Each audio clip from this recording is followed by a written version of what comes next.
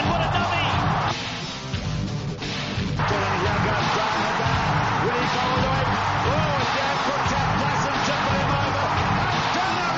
Welcome back to the Fantasy Rugby Draft podcast. My name's Bruce Wilkinson. Thanks for downloading and listening. And we're just picking up where we left off with part 2 of the Superpod, reviewing the season. Joining us is the man primarily made of moss, Nathan Mossman. Oh, it's been ages, mate. How are you? Yeah, pretty good. Mate Kuchartown, how's things? Good, get some. Got my catchphrase right this time. So, off to a flying start. Good to hear. So, in the first half, we talked a little bit around what happened in the final game week. We had a look at a few average points per game. We touched on a little bit of strategy, so for next season and what would have been a winning strategy this season. So, if you want to listen to that, just search for part 1 of the Superpod, and you can have a listen to us whopping on about stuff that has already happened. For this pod, we'll go through and look at the players that were on teams that won a final or won the regular season. We'll look back at a little bit of the rankings. We'll pull out some stats like the top points for a week and the top points for the season, and we'll see if we can find also some bets that Mossman and I made, and then we'll go and see if we can finally get to name the top league for Fantasy Rugby Draft and also for the best Fantasy Rugby Draft manager in all the land. Do you have a best fantasy team name? There was a lot around Carmichael Hunt that I found quite amusing. Stuff that you couldn't say on this family rated podcast. Yeah, that's right. We'd be getting a lot of the Gary Gold clip out if we had to go over the top. You can never have too much of the Gary Gold clip. That's true. Look, as I say, Carmichael Hunt, you can probably figure out the rest, but there was a good 10, 15 different variations of that. And there's also actually quite a bit, I don't know if either of you watched the league, but there's quite a few nods to team names on there. Great show, very, very good. If the users, the listeners haven't actually listened to or got this yet or been privy to it, then I highly recommend grabbing the box set and chewing through it. It's very, very amusing. What's the show called? The League. Oh, is that what the cool kids are watching these days? I've never even heard of it. It's on FX in the States. It's about American football fantasy. It's about a league. They follow it through. I think they're up to about, I don't know, it might be even league season 6 or 7, I think. I can't remember now. But, no, very, very enjoyable. It sounds like following around a bunch of losers that sort of spend far too much time on fantasy, so hence right up my alley. Yeah, it's pretty It's a lot like listening to this podcast, actually. Yeah, exactly. No, look, it is very good. I think it must be on some syndicated channel in South Africa, because quite a few of the names or the nods towards the team names and leagues, the Shiva Bowl is a good example, it comes from the league directly. So, short answer, no, I don't have a favourite, Mossman. Okay, so looking at the players that were on either winning teams or regular season, we said in the pod what probably makes more sense to look at the number of the players that were on the regular season. I think a final, you're basically just looking at who played well in the final week. So let me run you through the top 10 of players that were on winning regular season. So top of the ladder at the end of the regular season. So at the top is a man that you mentioned before, Mossman, Nehe Milner-Skudder. He was on 31% of teams that finished first going into the playoffs. There was Jesse Creel, TJ Perenara, Joe Tamani, Malachi Fekitoa, Steve Murphy, Bowden Barrett, the Stormers front row, and the Reds front row. So the first one, you mentioned that, Mossman, don't you? The first thing that kind of jumps out on this list is free agent pickups. The top two, effectively free agent pickups. Not many people were drafting Jesse Creel either. No, yep. I think the third one down there, TJ Perenara, is... I was going to say it's fairly obvious, but Francois Hogard actually had an average points per game higher than him, so I couldn't quite draw any sort of analysis why he was where he was compared to Hogard, who was 20 spots below him. So it might be because people would have drafted Hogard higher. So the Perenara pick obviously was offset by somebody. There was somebody higher in that That's draft. True. Yeah. Yep. That's true, absolutely. And I should point out at this stage that I've taken out leagues where a auto team won, where a team A or a team B or whatever won the league. So I wanted to make it purely on round what managers were doing as opposed to an auto draft. And so an interesting name on there, I thought, was Joe Tamane at number 4. He was on 22% of teams that finished the top. I guess he didn't get injured much, did he, from memory? No, from memory, I don't think he missed a game. But it's a really interesting name, isn't it? It really is. So what I thought, I think the Stormers and Reds front row is a pretty obvious one, because I think those two were streets ahead of anyone else, and I think managers picked up on that and actually rode that.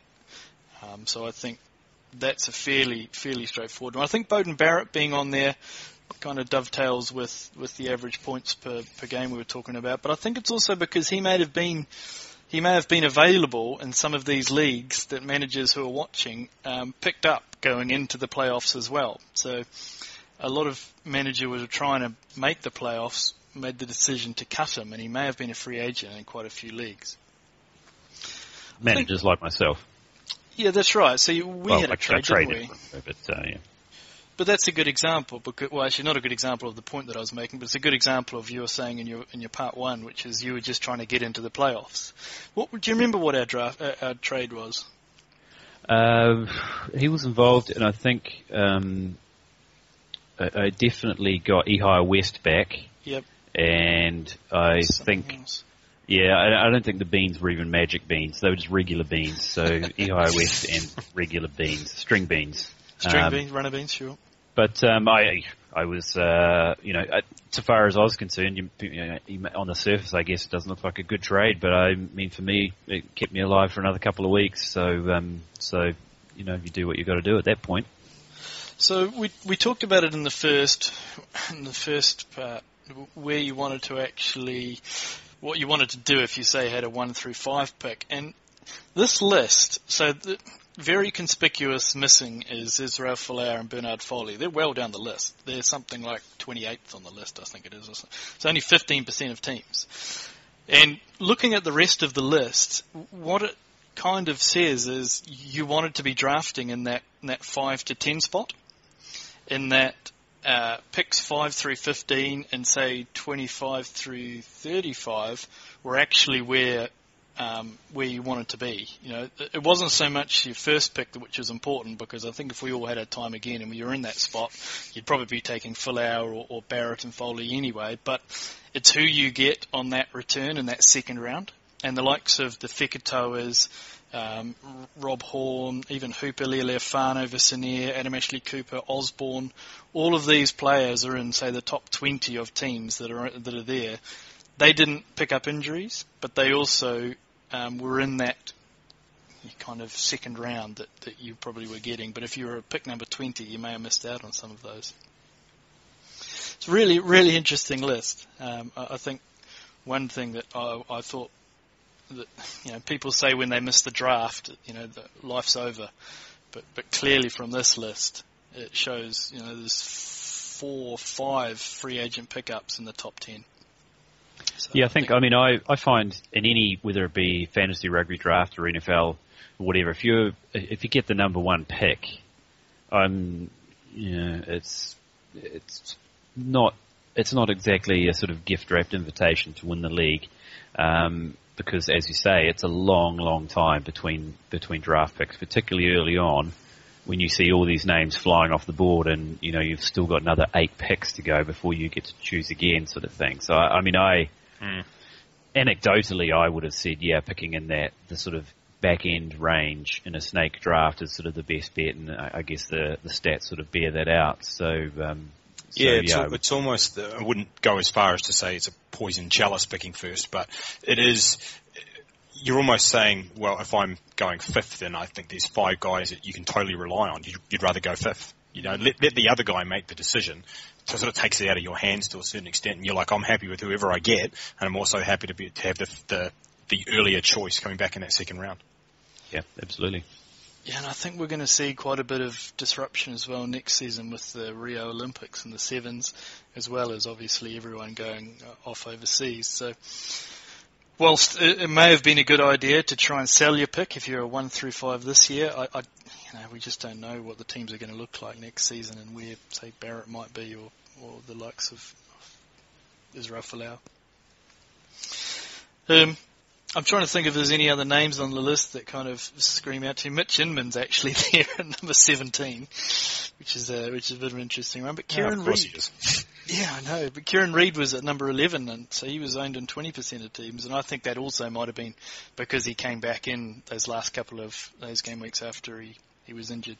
So just because I didn't catch the entire list, were there any loose forwards in that top 10? The highest loose forward is Ben McElman. Okay. And he was 12th. Interesting. And then... Didn't you just say Reid was 11th? Oh, sorry, pardon me. Yeah, Kieran Reid was 11th. Okay, so no loose forward in the top 10. No, Murphy was there. It's kind of interesting. Because I felt towards the end of the season, and that was also sort of anecdotally, that the loose forwards and the halfbacks and these positions that we kind of don't pay as much attention to, they actually mattered. Yeah. Towards the end of the season. There was 5 in the from 10 to 20 though. So right. Kieran Reid, Ben McElman, Liam Gill, Jordan Taufua, Michael Hooper. Okay. It's interesting that Artie Sevilla's not in there. Yeah, that's an interesting point. Let me tell you where he is. Well, you looked that up. I have to say one of my great disappointments of the season was that, clearly there's no... in the Aussie commentary team, there's no fans of the movie Road Trip, because every time Mitch Inman put a big hit on someone I just wanted someone to scream, "Unleash the Fury, Mitch!" It just would have been like that. I was just sitting on my couch like, come on, someone's got to be a fan of Road Trip and just go for that, but nothing.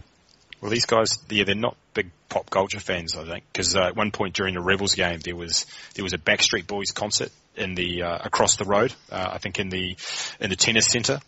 And they denied actually knowing who the Backstreet Boys were. Fair enough, not being familiar with their work, but should at least have heard of them. You should also be man enough to say you're a fan. Yeah, that's right. I could imagine Rod Kafer would be a big Backstreet Boys fan. Actually, Mardo would be right into it on television. Yeah, no, Mardo was front and centre denying he'd ever heard of them, but you can guarantee you'd know a few of the songs. Come on. Maybe he's more of an NSYNC man. I don't know. It could be. More of a Timberlake. It was a better time in the boy band wars back then. So yeah, you're either one camp or the other. Well, he's a little bit older. He might have been a New Kids on the Block sort of guy. Yeah, it was rivaling the Bloods Crips, wasn't it? The whole which the Hatfields and McCoys. Oh, it was better. Artie Savea quite low down the list as well, down in 40th position. So an interesting one. Because we touched on Jack O'Creel as well. I thought he might be quite high, but yeah, you're right. He only did come on in the last few games. But Hooper, I guess, because he was highly drafted, he's going to always be on a lot of teams, and he's a name, and he performed, I guess. But some of those names, they sort of strike me, particularly in positions where you have more than one guy, like an outside back or a midfielder or a loose forward. A lot of them sort of struck me as being like a Joe Tamani, I think would be a good example, as he'd be your probably your second or even third outside back. So it seems like, it's not your headline guy that can make the difference, but the guy you have alongside him, or as your additional midfield or additional outside back, or even loose forward perhaps. Yep. A lot of those guys, as you say, wouldn't have been the first names off the board, I would have thought. No, and that's what we're kind of trying to get to as well, isn't it? I think it's not necessarily your first round pick, it's your second where you probably have won. If you've got the likes of, Fekitoa and Tamani were just right in that second round. And some people reach for the likes of Kieran Reid, and Harris was there as well. I think Harris might have been a little bit earlier drafted when all said and done, but yeah, not too far away from there. Although Harris let it down pretty much. I thought he was going to be a lot more than he was. And he started off getting these 28, 30-point games, but regressed right back and even had the duties taken off him for a while. Jack D coming in and doing the goal kicking, but he got it back at the end, and I guess those 15 points were bankers, which was nice to have. Yeah. Well, even a couple of years ago, he was kicking the lights out. He was sort of going along at high 80s sort of thing, but he had some again, this is sort of more anecdotally, I don't have any figures in front of me, but it seemed to me he missed a lot of kicks and a lot of fairly gettable ones as well that were pretty unexpected, I would have thought. Mm-hmm. Totally agree. Yeah. Money Harris, not quite so money. In fact, I think maybe the currency had been devalued. Peso Harris. Exactly. Well, that's why you don't want to get involved in international sort of foreign exchange. It's such a volatile market. So when it's up, it's up. When it's down, you're in trouble. That's right. Joe Tamani owners also would have been looking on with a little bit of anger after the final, or the semi-final at least. They had the knockout where he scored a hat-trick in 26 minutes overnight. It's always going to happen, right, after you've been knocked out or you've lost the final. Yeah, that was quite remarkable. Just on that, Aaron Smith is another, and this does tie into a fantasy rugby draft point, because I believe, apart from Nick White, he was the highest average point-scoring halfback last year. Well, so right? Cobus he Reinach was well down the list this year. Yeah, that's right. So Cobus Reinach was actually the top, and then Hogard, then TJ Perenara. TJ. Yeah, Aaron. Well, in total points, obviously. TJ Perenara. I'm not sort of trying to take anything away from him, but if you go into next year, is he going to score? Did he get 9 tries this year? I think. Yeah, that's right. Is he going to score 9 tries again? Probably not. I mean, it's sort of one of those things that tends to average out. But Aaron Smith, he was. I saw he was like 12th amongst halfbacks, and he was probably one of the outside of Hogarth and probably Nick White, who was also well down this year because he didn't do much goal kicking. Aaron Smith was really low, but to tie into the previous point, that game and the knockout game against the Chiefs, he was just exceptional. I don't know. I guess the fantasy season's over at that point, but I would have been fascinated to see what his point total would have been for that game, because he was exceptional. He was. So he was actually average points per game. He was 17th or 16th, sorry, in halfback, which is really interesting. So even worse than his overall. Indeed.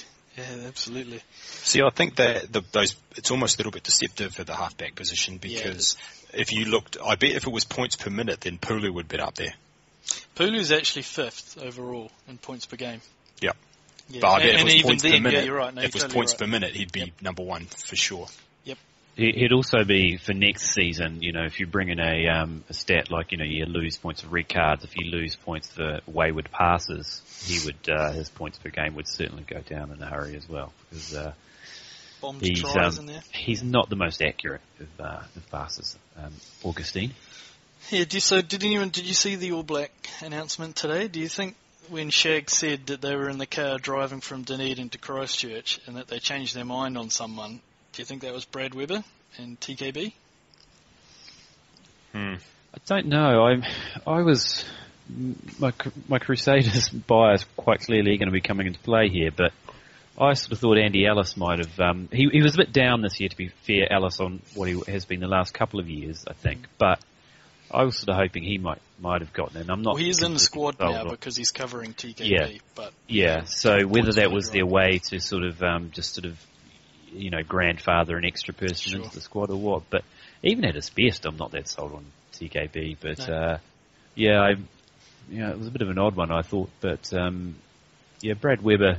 I mean, I would have been a little bit surprised if he'd made the cut, but I didn't see the announcement. I just read about it, read the team. I think it possibly had to be one, because is he even back playing club rugby yet? Or is he? They said he was on track, but they didn't say what that means.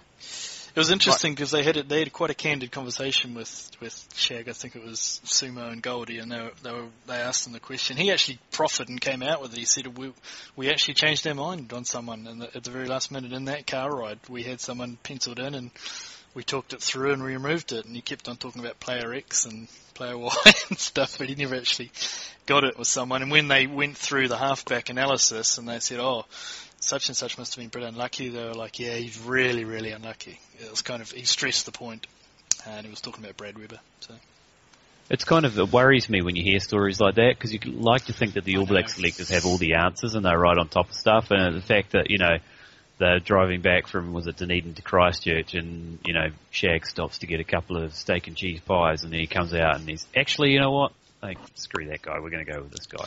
Shag was driving too, by the way, yeah, apparently. Grant Fox was saying. Probably, he wasn't probably probably wasn't double fisting the steak and cheese pie. It was probably one at a time. But I'd sort of hope that they have all their stuff sorted and it's not just a.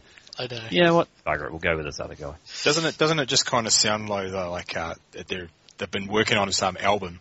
And, like Grant Fox, scribbled the lyrics to their greatest hit, on the back of a beer coaster when they're at a hotel room or something. And they'll be talking about this in 10 years' time when some interview, they're like, how did you come up with the songs off this album? And it's like, it's a great story. We were driving from Dunedin to Christchurch and I had a ham and had a steak and cheese pie in one hand. And on the other hand, I wrote the lyrics to the song. It's going to be a great story. We all had our breath going over the Mackay Bridge. I think bands sometimes do that because they want to sound cooler and more edgier than they are. Like, how'd you come up with this song? Oh man, we were on a 3-week bender and all this. And it's like, actually they're probably on summer holiday sitting by the pool or something like that. Maybe that's these guys trying to sound cooler as well. We're on this drive. We're just road tripping and, just came up with teams and maybe that's going on. Maybe they actually already did know. Maybe they weren't even into Dunedin. I was going to say, I think it sounds a little bit cooler than, say, Beyonce saying, I bought it off X. Right, so move on to a few of the Fantasy Rugby Draft manager stats. So someone lost the final 103.4 to 103. So they lost it by 0.4. That was the Lima Rugby Club, so my heart goes out to you. That's disappointing. Oh, that's heartbreaking. That is galling. Can you imagine the stat corrections coming through and you'd just be hoping for that extra 4 metres or 5 metres as the case may be? Just heartbreaking. The biggest win was by Lies a Lot Rugby, 155.2 to 42.5. So take that. Racked up a ton, absolutely. And the biggest score on the final was by Jaro Dash for 167.1. Which in a week where everyone was rested and that's a pretty good effort. That's a good time to bring your A game. Yeah, imagine that. Imagine your team actually performing in a final. Just do 100. Where you actually train them all season to do. Yeah, the All Blacks could only dream of that, really, couldn't they? I think we've never seen it, except for 87. 87, yeah. The largest regular season points was by Snap Crackle Pop. Cracking name. He got 2,078 and he lost his final. The largest to miss the playoff was MIG Fighters, and he had 1,907, and he was actually in 6th position, I believe. It's MIG Fighters. I'm going to assume that's MIG Fighters. The highest score ever is by Sharpies 15 or Sharpies XV, and he scored 237.4 in a game week this year, and he lost his semi-final.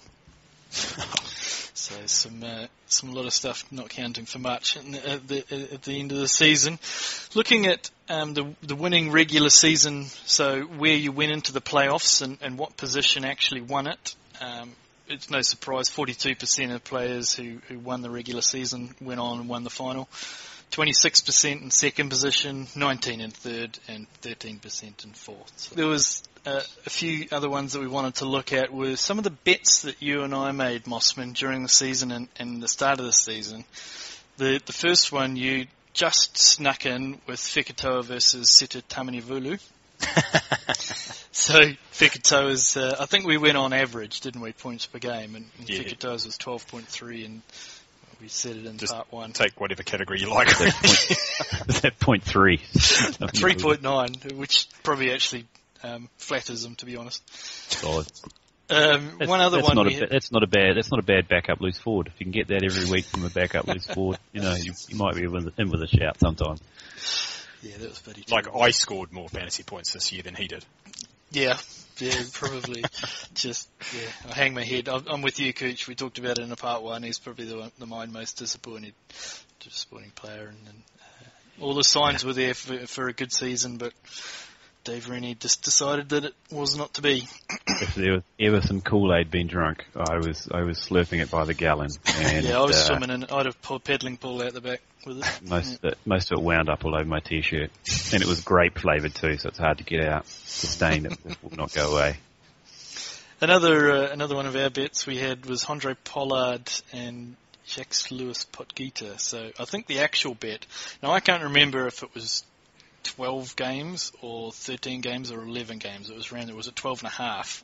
It was something like that. Yeah, so I think what it actually is going to end up is going to be fairly important because he played 12 games. So yeah, I think it was actually 12.5 over under. So, right. So I think I lost that, but I'll still stick that the premise was right. That it was, I was arguing around Andre Pollard being a first rounder. And I think the moral victory goes to you, but the actual victory goes to me. So stiff shit. Yeah, I like morals. The next one, and I actually did win, was Patrick Lambie versus Kuchartown with a head start. I can't remember what the head start was, but it certainly wasn't anything more than 12.5 or whatever it was. Yeah, I should have gone something on total points instead of points per game. Yeah, right. The Lambie was 23.4 average points per game, and Kuchartown was 11.5. But yeah, he sucks. Yeah. But again, if you want to look at your moral victories, though, your point was more around taking a mid-range fly half and going with, say, a Harris or a Lealefano or a Flower or a Severe Smith in that position. So you can do okay scratching around for that kind of 5 through 10 ranking of fly halves. So I think, as I say, the moral victory to you, but the statistical victory gets notched up to me. I'll tell you who doesn't care about moral victories, and that's the New England Patriots. But they tend to have a lot of actual victories. So I think I'd run with that rather than the moral victory. Yeah, you know what? They don't give you a parade through the streets for a moral victory. No, they give you a 4-week suspension. Yeah, no, that's very true. Catches win matches. Marty McKenzie was another one. I think you at one point said he was in the top 10 for one of the game weeks when he first came onto the scene. Didn't disappoint, but he was 19th. Ouch. Yep, and there was a Crusaders over the Blues. No, that was not a bet. That was just me just talking a bunch of bollocks. That was me saying what I hoped would happen. Fair enough. I'm not. Yeah, that's not one of these. I'm not going to own up to that one. The last one was Tekeli Nyaravoro versus someone. Now, that's what I was saying at the start of the podcast. I can't remember who that someone was. Can you remember who that was for that game week? Oh, God. They both actually played well. I remember they both scored like 24, 25 points. Oh, wow. If any of the listeners can figure when that was or what we're actually whopping on. It could really affect the outcome of that bet if it was, say, Naholo or it was, say, Tami Navula. It could really have an effect on the outcome of this bet. So you probably might want to check into that. Yeah. So I think, all in all, we'll call... Yeah, actually, I'm not too sure which way we call that. But I think it's fairly even. There's a couple of grey areas there. We'll see if the listeners can provide us with any insight. I could have sworn there was more than that as well. There is. Absolutely, there's more. I just couldn't remember them. And I don't particularly like listening to my own voice, so I didn't go through the archive. So yeah, if anyone out there was keeping track, fair play to you. I think you probably need to... Maybe you should try getting a girlfriend, would be my advice. It might be a healthier habit, but thanks just the same too to that person. So, okay, we'll move off the bets for a wee bit. So next season, we're not 100% sure what we're going to do next season in terms of the expanded comp with the extra 3 teams coming in.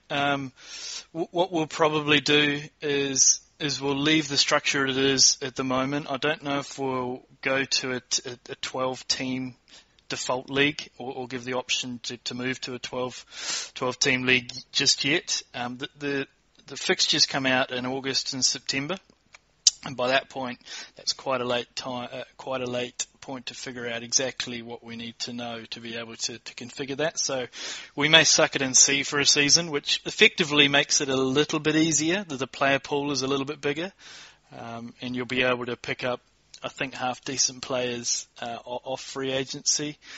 But when you actually look at the teams that are being added with the Kings, the Japan, the Asia, and then the Argentinian, I think, as I say, you'll be able to do that, say, last season pickup. But in terms of, say, your first 3 or 4 rounds, I don't know how many are going to make that effect. It's such an unknown quantity without their squads being named yet. So we're probably going to just stick with the 10 for now, for one season, and see what the effect has on it. So it's a bit of that. I mean, I'll throw it out there now. I mean, I don't think there'll be a player on any of those teams probably in the top 10 of scoring. I don't know. I think I'd rather, if I had to get a backup fly half and to start for a few weeks, I think I'd be a bit happy with Nicolas Sanchez than making do with Dan Bowden as I did. You might have picked the one player out, though, that will have relevance. Nicolas Sanchez. Yeah, I agree. Otherwise known as Dirty to his friends. And so, last but not least, we promised at the top of both podcasts, we'll name the top league for Fantasy Rugby Draft, and we'll also name the best manager. So what's kind of universally thought of as the draft model? It's hard to pick out who is the best draft player because you're each just playing in a league. But what's commonly accepted as a way to calculate it is by adding up all of the total points for in your league, and that gives you a ranking of where your league is compared to every other league, and then you use that coefficient to grab the winner of each of those leagues to figure out what their points for were, and then that figures out who sits on top. So, any of you kids listening at home follow that? Oh, I have no clue what you're talking about. Yeah, no, I got it. So you take the number of spanners in a Sid Chrome toolkit, and you divide the number of balls bowled by the number of balls faced. So I've got that part. Yeah, absolutely. Right, and then Yep. There's a fella Duckworth. Yes. No, so basically all it is you rank your leagues, and then within each of those, each person has a points for, and then depending on how strong or weak your league is, because if you were in a league with 3 other people, it's not going to be very competitive, and you're going to have very, very top-heavy, so you're going to have a very high points for. But at the same token, those bottom teams are going to have rubbish points for. So a way to kind of even that out and make it more of a so that you can measure it across leagues is that you have to rank each league. So it's quite interesting. So in terms of that's certainly not interesting the way you calculate it, but the results are certainly interesting. So the number 1 league was Super Rugby League. Number 2 was the Podcast League. Nice. And number 3 was the Shiza Bowl. And that's a nod to the league as well, for those out there listening. Number 4 was H-Dog, and number 5 was the Masters of Super Rugby 3.0. So if you do want to know where your league sits in the Parthenon of of leagues, then just drop us a note and we can let you know. But so the top manager was actually out of the Shiza Bowl, out of the number 3 ranked team, 3 ranked league, and it was Dyslexia United by Dylan Jacobson. So he was number 1. So it's a fair play to him. Number 2 was Orphan Abusement, and actually I've done what I suspected dyslexia was looking for. It's actually Dyslexia Untied. It's not United, so I think that's a little clever play on words that Dylan's done there. Like that. Number 2 is Orphan Abusement, and number 3 was our very own Just Incredibles. Number 4 was Sharpened Up, and number 5 was Andre Job. So fair play to the managers out there. Dylan Jacobson actually he won it by a good 150 points. He had an adjusted score of 2,500, and the next one down was Orphan Abusement with 2,341, and this Just Incredibles had the same 2,341. So nice. Yeah, and Dylan, I recall he's quite active on Twitter, so that's good. He's obviously paying attention. Not to us, obviously, just generally. Yeah, absolutely. Maybe we should be calling him up for tips. We really need to get him on here, someone who knows what they're talking about. Yeah, absolutely. But no, look, it's really interesting to pull these out. The winner of the 26th ranked league actually finished 5th, Andre Job. So yeah, it was an interesting one. It's always good to see someone with a very healthy and wholesome name of their team like Orphan Abusement doing so well. Also, really, it's good for marketing to the mothers out there. You'll see this is a game played by outstanding gentlemen. Yeah, I didn't. I'm quite glad that 6 through 12 didn't win. Let's just put it that way. But so the Super Rugby League, the number 1 ranked. So the winner of that league was Bela Tabuches, and he was ranked 6th. Just to give you an indication of. So I think a lot of they were very, very competitive, but they just didn't have the points for that Dyslexia Untied did. So Yeah, as I say, if you want to know where you were and where you set up, where you fitted in the whole scheme of things, let us know. I think what we're going to try and do next year is put that into more of a formal kind of competition and produce those on the site somewhere each week to see where you are, and potentially even have a prize like a dinner for two with you and Mossman. I'm not too sure. And there's a big queue for that. Sure Sounds is. like a hot date. Yeah. Geez, can I win that prize? pretty keen to go to dinner with myself. That's just Saturday night, right?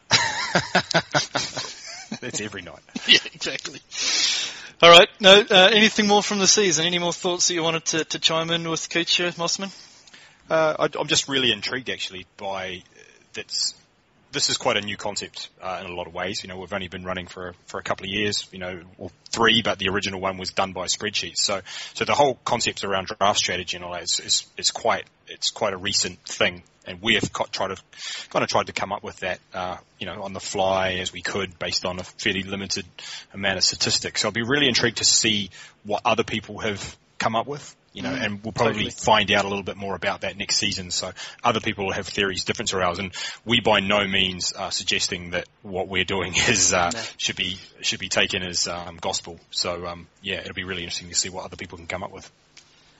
It's a great point, because it is a really young strategy and product, and what you need to do in the draft idea compared to the salary cap version.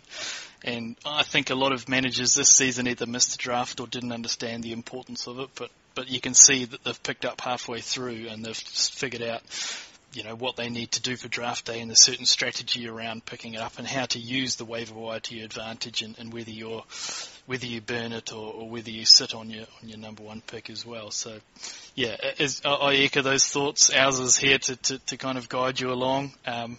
As you can see, we've won a couple of leagues, but we've certainly lost a few leagues as well between us. So, by no means are we any sort of proffers. Kucha, your thoughts?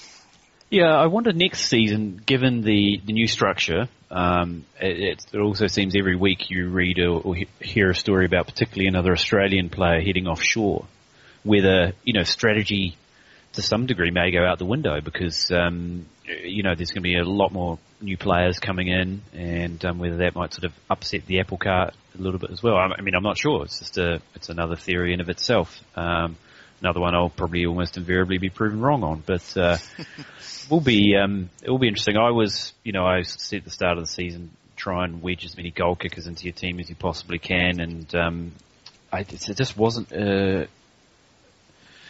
I don't want to admit I was wrong, but I clearly was. But in defence and mitigation, I would say there just didn't seem to be a great many goal kickers outside of the traditional fly halves this year. So I noticed that Kurtley Beale, who actually took a few kicks last year, only kicked 3 penalties all season, and Nick White obviously wasn't in that league as well, either from the goal kicking perspective. He just became effectively a halfback who took it. I think the only time he really took a decent amount of kicks was the week that he was the captain. Which, I mean, take from that what you will. It sounds like, someone playing under 8s or whatever, and they decide to take all the kicks and do everything themselves when they're captain. But, it'll be interesting to see if that comes back next year, or as we say, you're better off putting your money in outside backs and midfielders. But, it's a fluid concept, and we'll see what happens.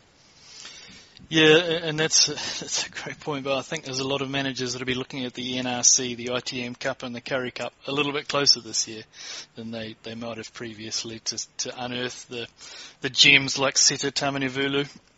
Well, I was going to say I might look at it less closely, because I thought I am onto something here, and I was not.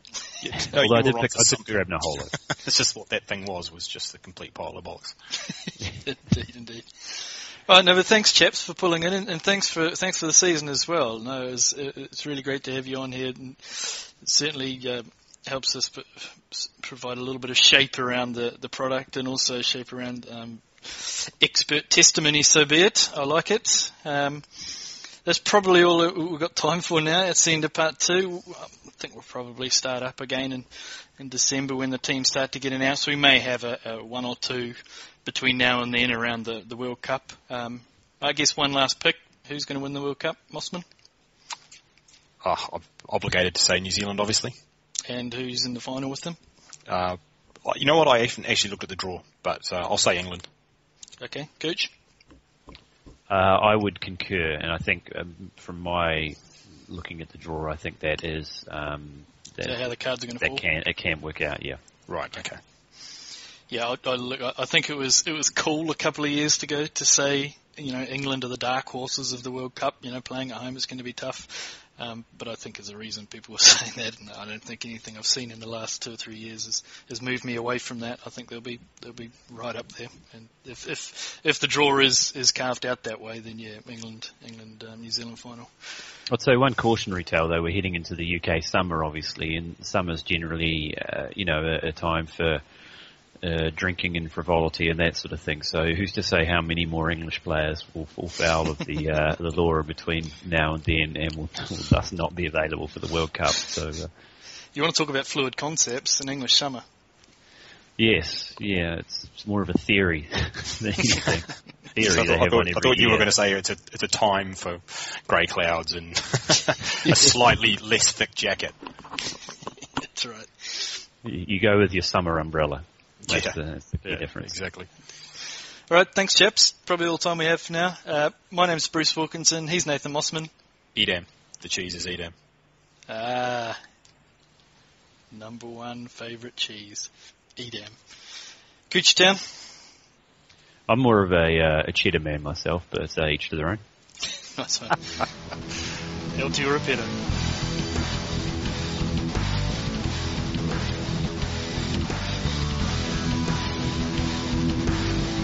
What a bust here by Christian Cullen. Plenty of support, and what a dummy!